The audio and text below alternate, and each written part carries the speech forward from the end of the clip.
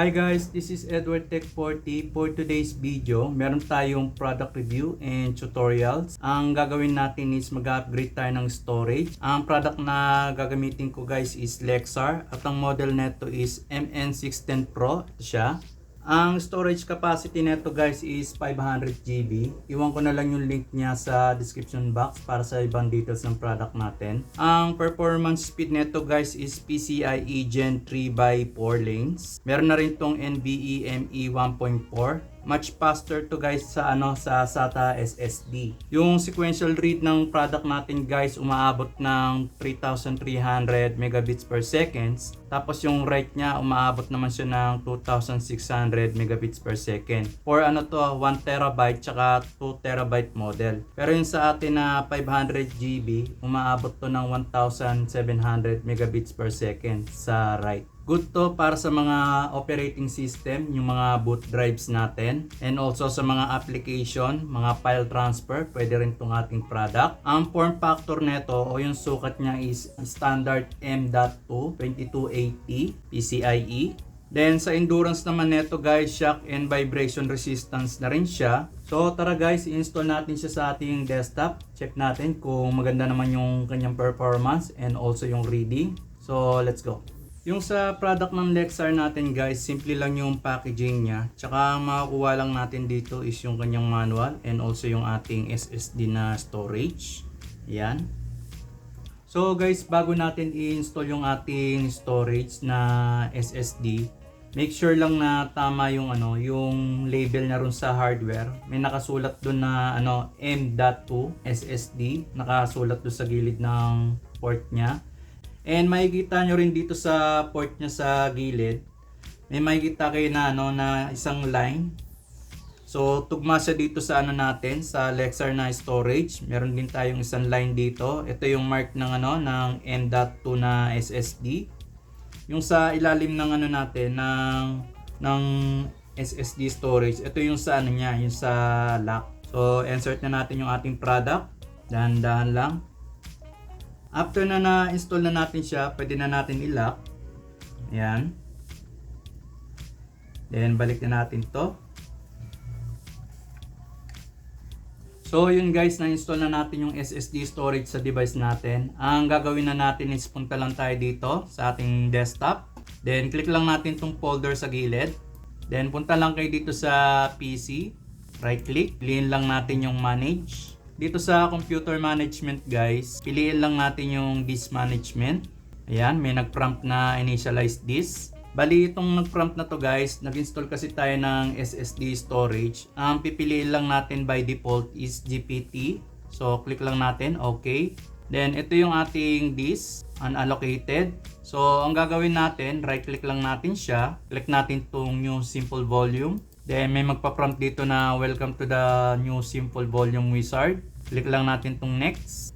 Then dito sa specify volume size, bali ito na yung size ng SSD natin guys. So kung gusto mong baguhin yan, pwede mo rin i-customize. Pero sa ngayon, default yung gagawin natin. Click lang natin tong next. Then mag-assign tayo ng drive letter. So lagay natin L. Then click natin next. Tapos na to, magpo-format na yung natin, yung ating Lexar na storage. Bali pwede rin natin siyang lagyan ng label. Type na lang natin dito is data. Then click natin next. Then click natin finish. So yun guys, nag-appear na rito sa screen natin na working yung ating SSD na storage na 500 GB. Check natin yung yung speed nito. Para sa reading neto guys, pwede tayong gumamit ng third party na software. Gagamit tayo ng Crystal D Smart. So click lang natin to. Yes. So dito guys, makikita natin kung yung speed ng write tsaka yung read. So piliin lang natin yung ating Lexar. Ito yung L. Then click natin tong all. Check natin kung gaano kabilis yung reading ng ating SSD storage.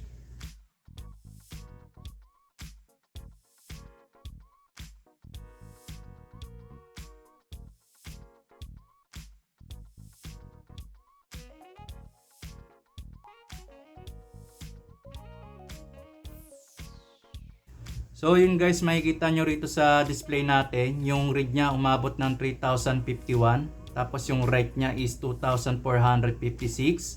Ayun yung ating product na Lexar. Good to para sa mga sa mga small offices or kung may business ka na computer shop, pwede itong ating SSD na storage. Ayan.